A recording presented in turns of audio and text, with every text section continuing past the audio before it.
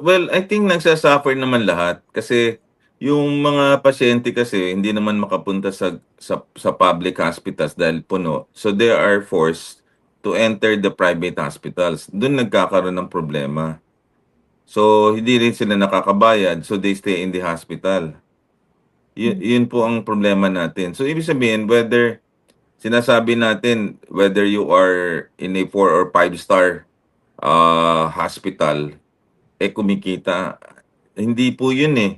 Ang question natin, are the patients right now, suffering? Kasi the hospital, ang ultimate stakeholder niyan pasyente.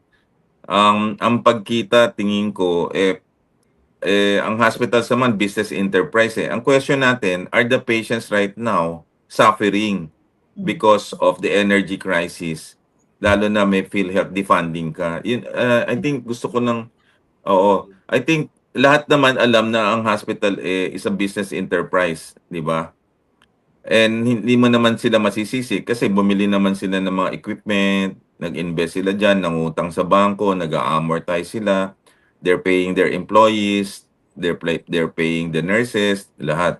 Pero ang question, in the healthcare system, yung pasyente, whether sa public or private, are they right now being given